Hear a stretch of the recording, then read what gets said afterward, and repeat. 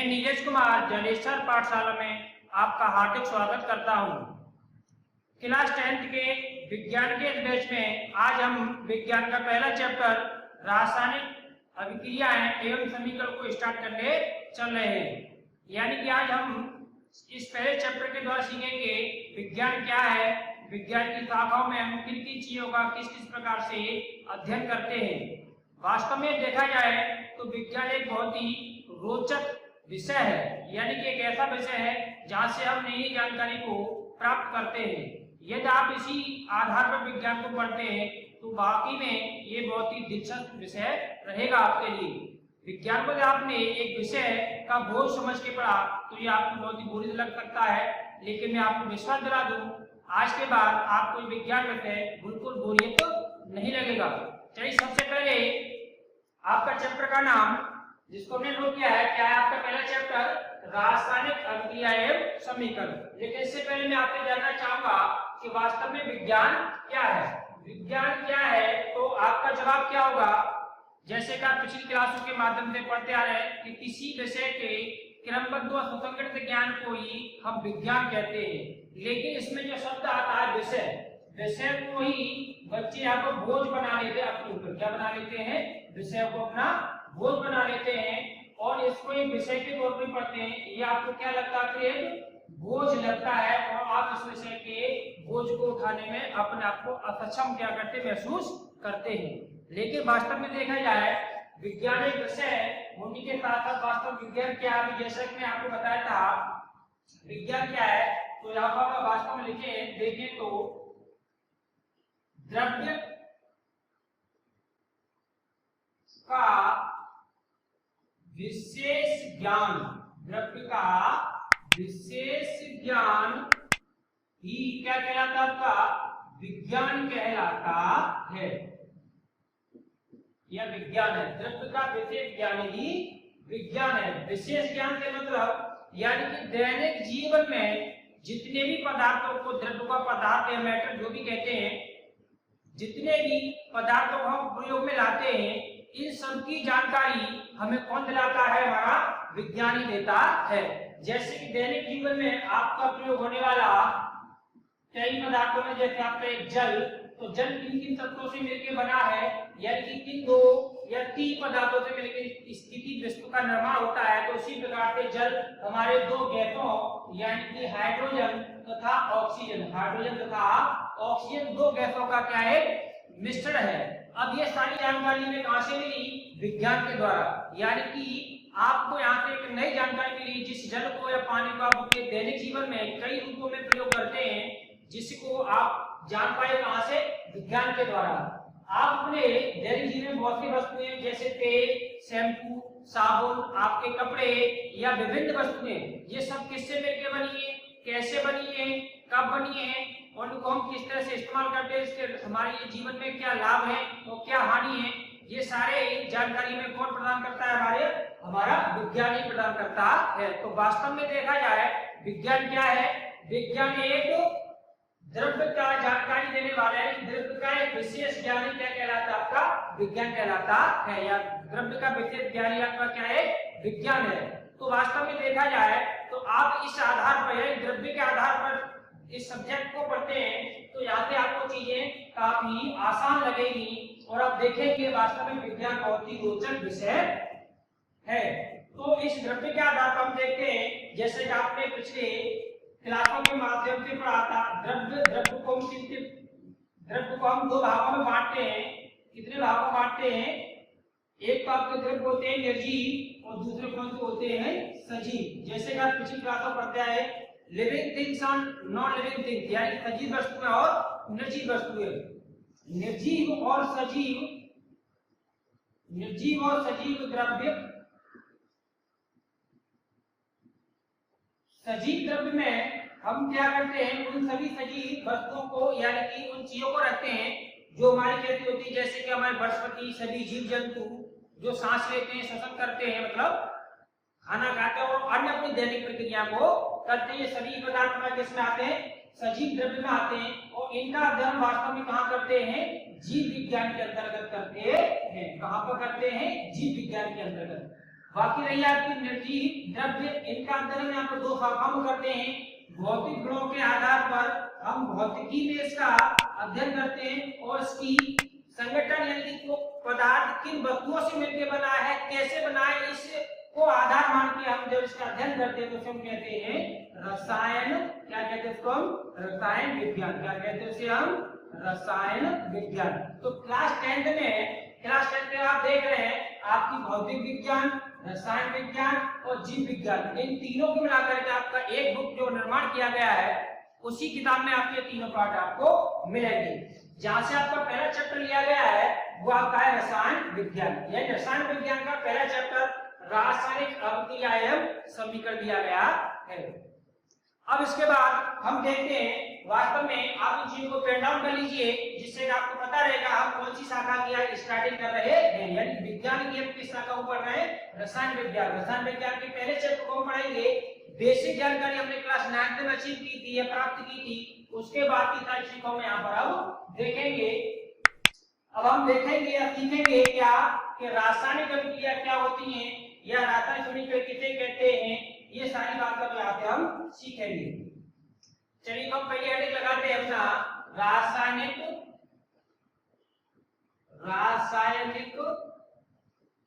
अभिक्रिया। रासायनिक अभिक्रिया, वास्तव में अभिक्रिया क्या होती है, पहले इस विषय पर थोड़ी चर्चा कर लेते हैं, इसको जान लेते हैं कि अभिक्रिया क्या होती है। जैसा आपने देखा है, आप विज्ञान के छात्र हैं, साइंस साइड के छात्र, आप देखेंगे जब भी कोई एक्शन होता है, क्या होता है, एक्शन। तो एक्शन का हम क्या देते हैं, उसको रिएक्शन देते हैं। क्या देते हैं, रिएक्शन। तो एक्शन में क्रिया होगी और रिएक्शन में क्या होगी, आपकी अभिक्रिया होगी।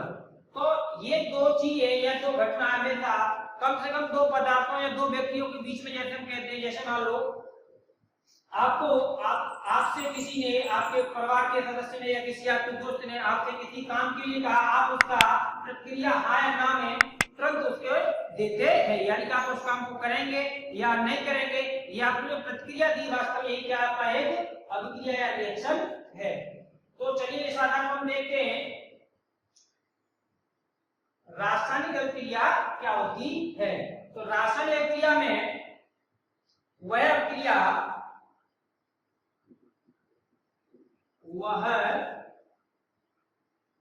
अभिक्रिया जिसमें एक या एक से अधिक पदार्थ या वस्तुएं, अधिक पदार्थ परस्पर क्रिया करके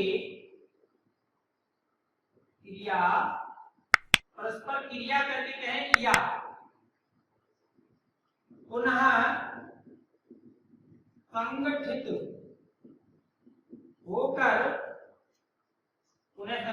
होकर एक या एक से अधिक ऐसे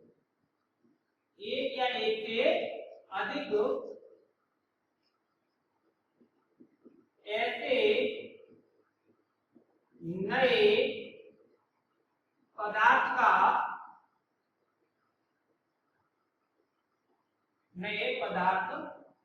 का निर्माण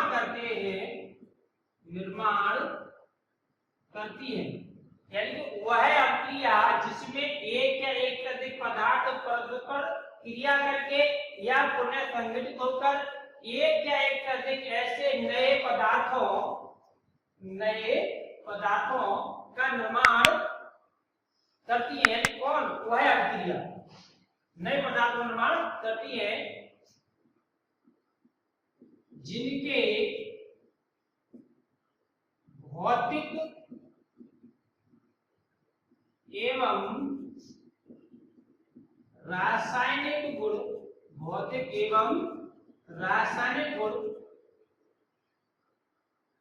पूर्व में लिए गए पदार्थों से पूर्णतः भिन्न होते हैं। है भिन्न यानी अलग होते हैं, भिन्न होते हैं। चलिए इसको मैं एक बार और समझ लेते हैं।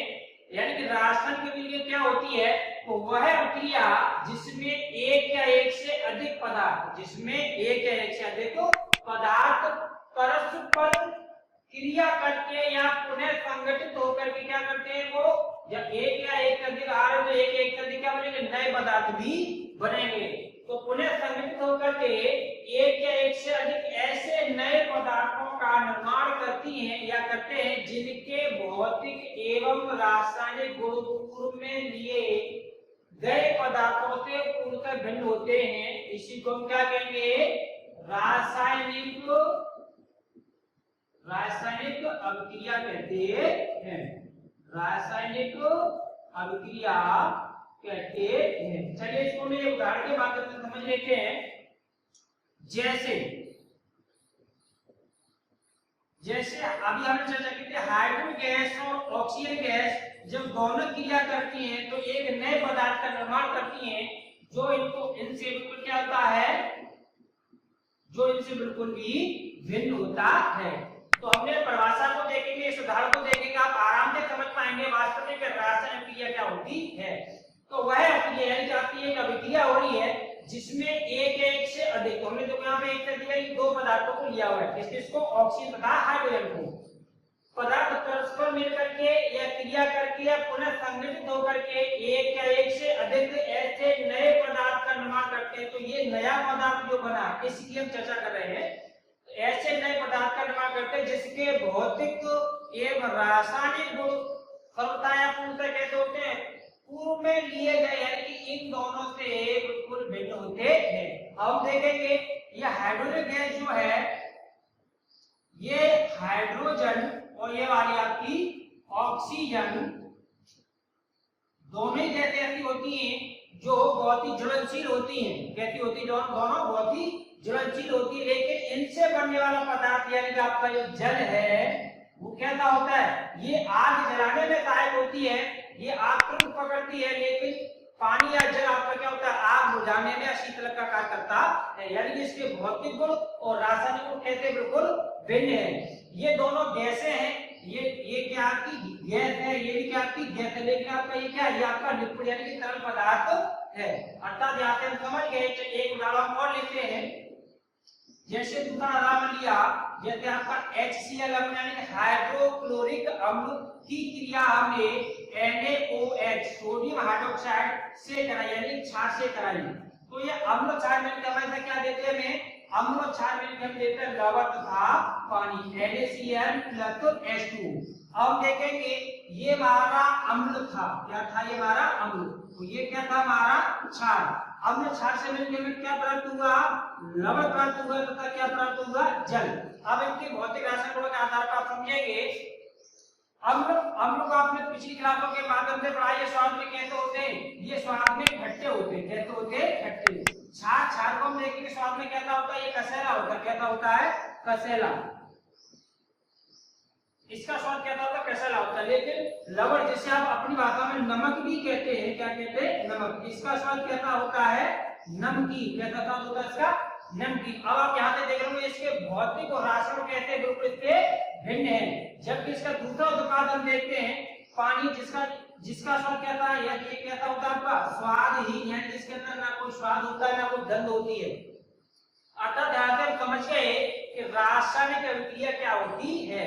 तो यहाँ पे आप थोड़ा ध्यान से देखिएगा, परिभाषा को पढ़िएगा। तो परिभाषा में क्या लिखा है, वह अभिक्रिया जिसमें एक या एक से अधिक पदार्थ, एक या एक से अधिक पदार्थ क्या करते हैं, परस्पर संयोग करके या परस्पर क्रिया करके या पुनः संगठित होकर के क्या देते हैं, एक या एक से अधिक, एक या एक से अधिक ऐसे पदार्थ का निर्माण करते हैं जिसके भौतिक और रासायनिक पूर्व में लिए गए पदार्थों से बिल्कुल भिन्न होते हैं। मान लो अगर इस प्रकार से आप समझ गए तो समझ लीजिए आपकी क्या है, एक रासायनिक अभिक्रिया है।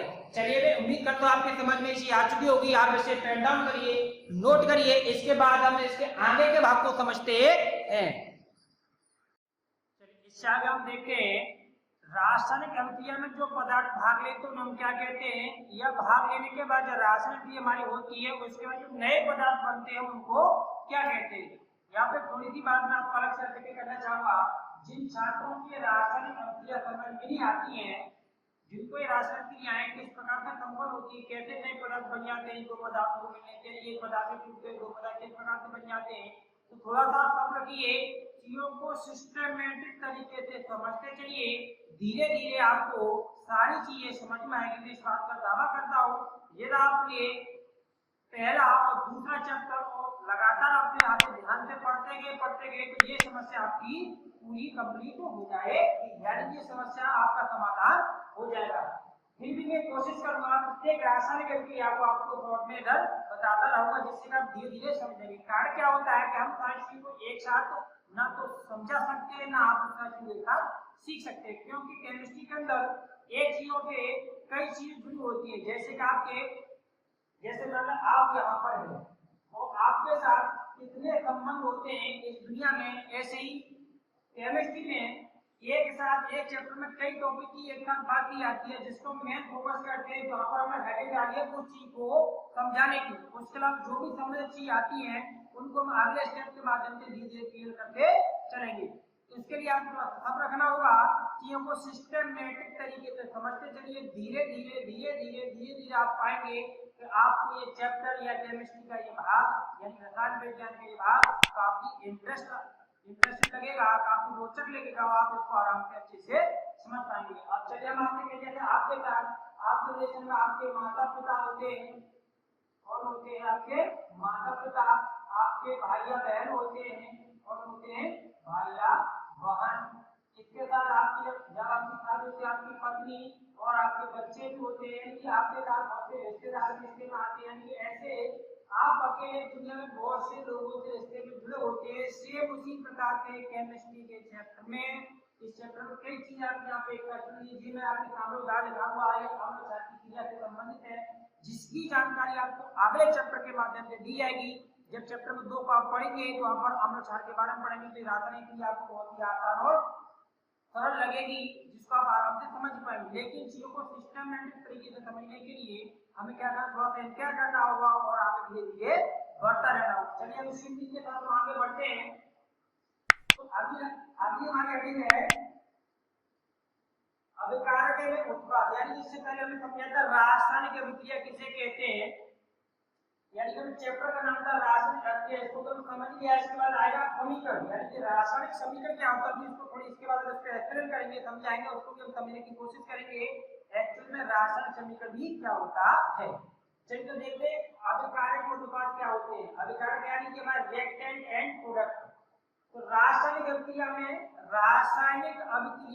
भाग लेने वाले पदार्थों को, रासायनिक अभिक्रिया में भाग लेने वाले पदार्थों को हम क्या कहते हैं, अभिकारक कहते हैं। जिनको क्या कहते हैं, रिएक्टेंट यानी अभिकारक कहते हैं। जो हमने क्या लिखा है, रासायनिक अभिक्रिया में भाग लेने वाले पदार्थों को अभिकारक कहते हैं। एवं अभिक्रिया के बाद जो नए पदार्थ बनते हैं, अभिक्रिया के बाद जो नए पदार्थों का निर्माण होता है, जो पूर्व में ये गए पदार्थ है इसके को कहते हैं बिल्कुल भिन्न होते हैं, तो वह नया पदार्थ जो बना उसको क्या कहते हैं, उसे हम कहते हैं प्रोडक्ट यानी कि उत्पाद। उसे हम क्या कहते हैं, उत्पाद कहते हैं। चलिए प्रभाषा में देख लीजिए।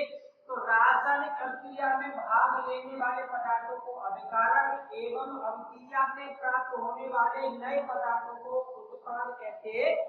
अब एक उदाहरण के माध्यम से समझने की कोशिश करेंगे। इस रासायनिक क्रिया में मैग्नीशियम हाइड्रोक्साइड की क्रिया HCl अम्ल यानी कि हाइड्रोक्लोरिक अम्ल से हमने कराई, तो में नए उत्पाद प्राप्त हुए। क्या क्या, मैग्नीशियम क्लोराइड तथा H2O यानी कि जल प्राप्त हुआ। क्या प्राप्त हुआ, जल। इसको क्या कहते हैं, मैग्नीशियम क्लोराइड। क्या कहते हैं इसको हम, मैग्नीशियम क्लोराइड। इसको क्या कहेंगे, मैग्नीशियम हाइड्रोक्साइड। इसको क्या कहेंगे, मैग्नीशियम हाइड्रोक्साइड। यह तो क्या है, हाइड्रोक्लोरिक अम्ल। कौन सा अम्ल है, हाइड्रोक्लोरिक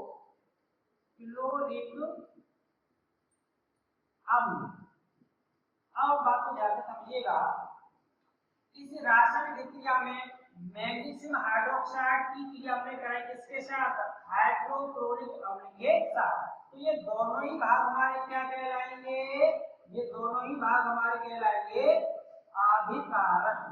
क्या कहलाएंगे, अभिकारक। अब इस रासायनिक अभिक्रिया के बाद जो इधर को हमें जो नए जो पदार्थ आते हैं हम क्या कहते हैं, उन्हें हम कहते हैं उत्पाद। इन्हें क्या कहते हैं, इन्हें हम कहते हैं उत्पाद। तो यहाँ पे हम देख पा रहे हैं ये आपकी रासायनिक अभिक्रिया इस प्रकार से देख के पूछा जाएगा कि निम्नलिखित रासायनिक अभिक्रिया में उत्पाद एवं अभिकारकों को समझाइए। तो क्या देखेगा, जहाँ जो तीर का निशान लगा होता है फिर उसको बराबर का चिन्ह कहते हैं। केमिस्ट्री बराबर चिन्ह को भी एक एरो के द्वारा प्रदर्शित करते हैं। तो इस बराबर के चिन्ह से पहले जो भी अभिकारक आपने रासायनिक क्रिया के लिए हुए इनको क्या कहते हैं, अभिकारक कहते हैं। यही आपकी प्रवाद में लिखा हुआ, क्या लिखा हुआ है, तो रासायनिक अभिक्रिया में भाग लेने वाले पदार्थों को अभिकारक कहते हैं तथा अभिक्रिया से प्राप्त होने वाले नए पदार्थों को अभिक्रिया एक दोनों हुई। जब अभिक्रिया हमारी पूरी हुई इसके बाद जो नए पदार्थ प्राप्त हुए इनको क्या कहेंगे, हम क्या कहते हैं, उत्पाद कहते हैं। चलिए एक एग्जांपल देख लेते हैं। जैसे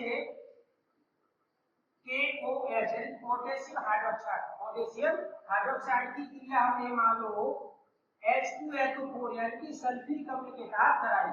यहाँ पर क्या है, पोटेशियम हाइड्रोक्साइड, यहाँ पर क्या है, सल्फ्यूरिक अम्ल। सल्फ्यूरिक अम्ल की क्रिया आपने जब कराई तो आपको क्या मिलेगा, तो मैं आपको यहाँ बता दूं, ये K जो है पोटेशियम, इसमें प्लस का एक चार्ज होता है। क्या होता है, प्लस का एक चार्ज। और OH पे क्या होता है, OH पर मास का एक चार्ज होता है। इसी प्रकार से यहाँ पर जो हाइड्रोजन है उसका क्या होगा, और यहाँ सल्फेट पे क्या होगा, हाइड्रोजन प्लस का एक चार्ज और सल्फेट आयन पर मास के दो चार्ज होते हैं। अब इसका धनायन इसके ऋण के साथ मिलेगा, इसका धनायन इसके ऋण के साथ मिलेगा। यही चेन प्रोसेस आपका यहाँ था। चलिए पहले इसको पूरा करते फिर मैं इसको आपको समझा देता हूँ ये रासायनिक क्रिया किस प्रकार की होगी। तो ये यानी कि पोटेशियम किसके साथ जा जाएगा, KSO4 के साथ। आपको क्या हो जाएगा, KSO4। अब देखना ध्यान से, इसमें तो मास की चार्ज लगे वो कहाँ पाएंगे, K2। इसको क्या पड़ेगा, K2SO4 प्लस के चार्ज को यहाँ पर SO4 पर इसको नहीं दिखाते, एक को हम ऐसे छोड़ते हैं। अब इधर आपका H और H कितना होगा, आपका H2 कितना हो गया, आपका H2 और O। ये आपका क्या बन गया, पोटेशियम सल्फेट। ये क्या बन गया आपका, पोटेशियम सल्फेट। यानी कि SO4 को क्या कहते हैं, SO4 को कहते हैं सल्फेट आयन। क्या कहते हैं, सल्फेट आयन। और ये आपका जल है, ये इसका अच्छे से जानते हैं। इधर आपका ये क्या था, इसको मैं नीचे से इसी के नाम इसके नीचे लिखा, ये बात था पोटेशियम हाइड्रोक्साइड। इसका नाम क्या था, पोटेशियम हाइड्रोक्साइड। क्या नाम था इसका, पोटेशियम हाइड्रोक्साइड। पोटेशियम हाइड्रोक्साइड ये आपका था सल्फ्यूरिक अम्ल। ये वाला क्या था आपका, सल्फ्यूरिक अम्ल। क्या था आपका, सल्फ्यूरिक अम्ल। तो पोटेशियम हाइड्रोक्साइड की क्रिया आपने सल्फ्यूरिक अम्ल से कराते किस प्रकार से कंप्लीट किया आपने यहाँ पर समझा। इसका मतलब है हमने आपसे पूछा इसमें कौन कौन से पदार्थ अभिकारक हैं, कौन कौन से उत्पाद हैं, तो आप आराम से बता पाएंगे। तो KOH पोटेशियम हाइड्रोक्साइड तथा H2SO4 सल्फ्यूरिक अम्ल हमारे क्या क्या कहलाएंगे, ये हमारे अभिकारक कहलाएंगे। तथा पोटेशियम सल्फेट तथा H2O ये हमारे क्या कहलाएंगे, इस रासायनिक क्रिया के उत्पाद कहलाएंगे। क्या कहलाएंगे, उत्पाद। अच्छा मैं आपकी इस रिएक्शन की बात कर रहा था, इसमें समझिए MgOH का होल चार्ज, यानी आप इसको इधर समझ लीजिएगा। Mg यानी कि मैग्नीशियम आयन प्लस के दो चार्ज होते हैं। OH यानी कि हाइड्रोक्सिल आयन पर मास का एक चार्ज होता है। इधर HCl आप देखेंगे तो HCl का H पर प्लस यानी हाइड्रोजन आयन होता है और Cl पर क्या होता है, क्लोरीन आयन, ये आपका एक चार्ज होता है। तो हम देखा इसका धनायन यानी कि Mg धनायन किसके साथ मिलेगा, इसके साथ जाके मिल जाएगा। तो Mg पे दो चार्ज है, हमने क्या लिख दिया, MgCl। हमने लिखा MgCl, लेकिन Cl पे क्या लगा, 2 लगा देते क्योंकि इसने क्या किया, इससे दो इलेक्ट्रॉनों को ग्रहण किया है। अब बाकी बचा आपका, ये आपका बचा H2O जो हमने यहाँ पर लिखा हुआ है। मैं हर रासायनिक अभिक्रिया को आपको अच्छे से समझाने की कोशिश करूंगा और धीरे धीरे आप एक दिन पाएंगे कुछ ही दिनों में कुछ ही क्लासों के द्वारा कि आपको रासायनिक क्रिया समझ में आ रही है। चलिए आप इसे पेन डाउन करिए या वीडियो को पॉज करके आप इसे नोट करिए। अच्छे से और इसके आगे की चीजों को हम देखते हैं, यानी कि आगे हम देखेंगे रासायनिक समीकरण किसे कहते हैं। चलिए इसके बाद हम अगला टॉपिक देखते हैं रासायनिक समीकरण, जिसके हम चर्चा कर रहे थे कि रासायनिक अभिक्रिया को हम इसको तो हमें समझ लिया रासायनिक अभिक्रिया क्या होती है। अब इसके बाद हम अगला समझेंगे टॉपिक रासायनिक समीकरण किसे कहते हैं, क्योंकि हो सकता है आपके परीक्षा में आपके सीधे प्रश्न पूछ लिया जाए कि रासायनिक अभिक्रिया तथा रासायनिक समीकरण में अंतर लिखिए। तो यहाँ से आपका प्रश्न इस तरह से पेपर में बनता है, बन सकता है। तो रासायनिक समीकरण क्या होता है, वास्तव में देखा तो रासायनिक अभिक्रिया का प्रतीकात्मक निरूपण। रासायनिक अभिक्रिया जो अभी हमने पीछे समझी थी, रासायनिक अभिक्रिया का प्रतीकात्मक निरूपण यदि हम कर दें तो उसी को क्या कहते हैं, रासायनिक समीकरण कहते हैं। अथवा आप कह सकते हैं कि रासायनिक अभिक्रिया में भाग लेने वाले अभिकारक तथा उत्पादों को उनके रासायनिक समीकरणों द्वारा निरूपित कर देते हैं, तो वो क्या बन जाता, हमारा रासायनिक समीकरण बन जाता है। जैसे एक उदाहरण के माध्यम से समझेंगे, जैसे आपने मैग्नीशियम के रिबन फीते को हमने क्या किया, आग में जलाया, यानी कि उसको हमने जलाया, यानी कि उसकी हमने किससे, ऑक्सीजन से क्रिया कराई। किससे क्रिया कराई, ऑक्सीजन से, ऑक्सीजन से क्रिया कराई तो हमें क्या प्राप्त हुआ, हमें मैग्नीशियम ऑक्साइड प्राप्त हुआ। क्या प्राप्त हुआ, मैग्नीशियम ऑक्साइड। क्या प्राप्त होगा हमें, मैग्नीशियम ऑक्साइड, जिसको हम क्या कहते हैं, मैग्नीशियम ऑक्साइड की भस्म में राख सी प्राप्त होती है, भस्म कहते हैं इसको। क्या कहते हैं, उसकी भस्म। हम देखते हैं कि ये वाली क्या, इस वाली पूरी प्रोसेस को यानी कि रासायनिक अभिक्रिया का एकदम प्रतीकात्मक निरूपण कर देते हैं। यानी कि रासायनिक क्रिया में किसने भाग लिया, मैग्नीशियम ने तथा ऑक्सीजन ने। इसने ऑक्सीजन ने भाग लिया तो क्या प्राप्त हुआ, मैग्नीशियम ऑक्साइड। क्या प्राप्त हुआ, मैग्नीशियम ऑक्साइड। तो ये वाला क्या कहलाएगी, ये वाला स्टेप वन कहलाएगा रासायनिक अभिक्रिया। क्या कहलाएगी, रासायनिक अभिक्रिया, रासायनिक क्रिया। ये जिसको मैग्नीशियम क्लोराइड के सूत्र से निरूपित करते हैं कि Mg प्लस ऑक्सीजन को लिखते हैं O2, तो क्या प्राप्त होगा, Mg। अब इसको संतुलित कर देते हैं, ऑक्सीजन के परमाणु संख्या कितने हैं, 2। यहाँ पर 2 देंगे, जिसका मतलब हम यहाँ पर 2 से आगे गुणा कर देंगे। अब Mg हमारे कितने हो गए, इधर 2 हो गए।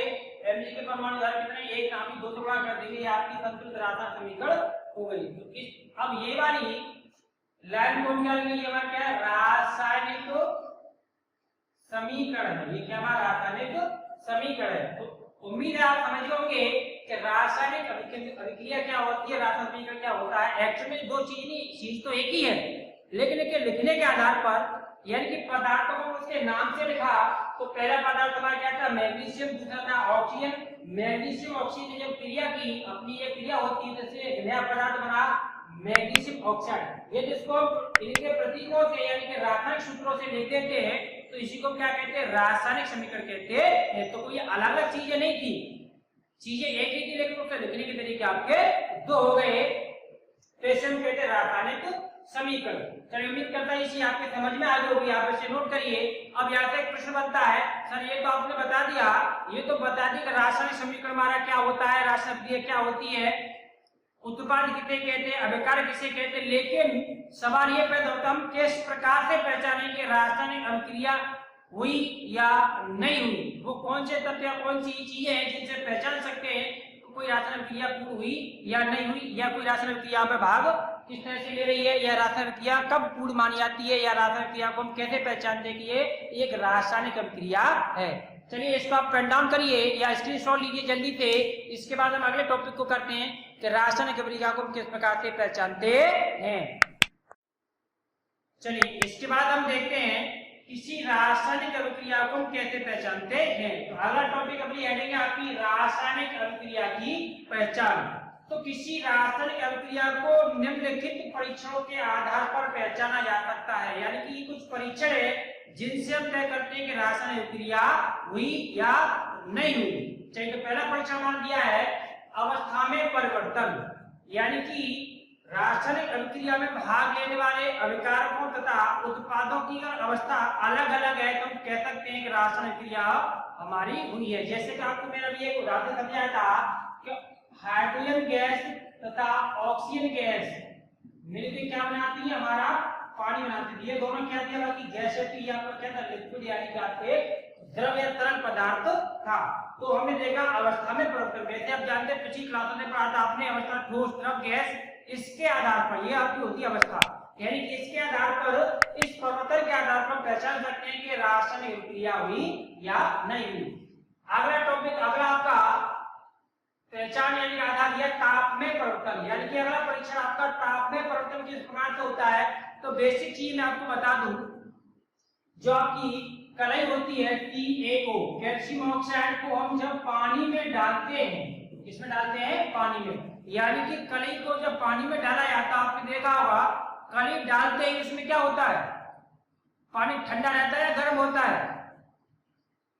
कभी भी गलती से उस पानी में अपना हाथ नहीं डालिएगा, क्योंकि पानी इतना गर्म हो जाता है कली को डालते ही, जब उसके नीचे आपने आग वगैरह कुछ नहीं जलाई थी या पानी पहले से गर्म नहीं था, पानी आपका एकदम नॉर्मल था जैसे कि आपका सादा पानी होता है, उसी प्रकार से और जैसे आपने उसमें कलई को डाला, हुआ क्या पानी इतना गर्म हो गया, आप उसमें गलती से हाथ डाल देगा, आपका हाथ बहुत बुरी तरह से जल सकता है। इसलिए आप जब भी कभी कली का इस्तेमाल करते हैं घर में, जब कोई उतार पुताई का काम होता है, बेसिकली अब तो नई सी आने लगी है, लेकिन पुराने लोग इस तरह से यूज करते थे। पुराने जब घर उगा करते तो कली से उनको क्या करते, उसकी पुताई करते थे, तो क्या करते, उसको लकड़ी से कली को पानी में घुलते थे, क्योंकि अगर उसमें हम हाथ डालेंगे तो हमारा हाथ जल जाएगा। इसका मतलब क्या हुआ, ताप में परिवर्तन हुआ।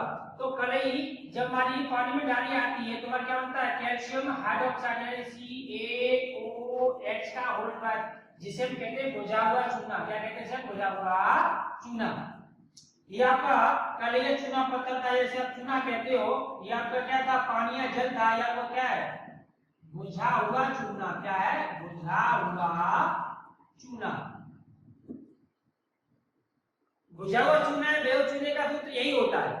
ठीक है, आप इसे साथ नोट करते चले।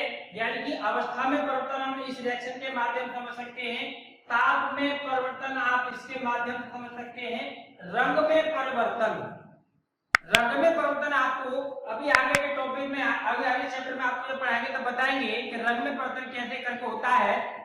यानी कि रासायनिक अभिक्रिया में कई रासायनिक अभिक्रिया थी जिनमें उनका रासायनिक अभिक्रिया होने से पहले पदार्थ रंग कुछ था और रासायनिक अभिक्रिया होने के बाद पदार्थ रंग कुछ और था। गैस का निष्कासन, ऐसी बहुत सी रासायनिक अभिक्रिया होगी जिनमें गैस रिलीज होती है, कि गैस निकलती है। इसको भी आगे आपके चैप्टर में आएगा, जहां पर हम आपको बताएंगे अम्ल जब धातुओं से क्रिया करते हैं तो आपका हाइड्रोजन गैस रिलीज होती है, लेकिन हाइड्रोजन गैस निकलती है। तो ये सारे टॉपिक आपको आगे दीजिए, आप सब रखिए, सीखने को मिलते जाएंगे।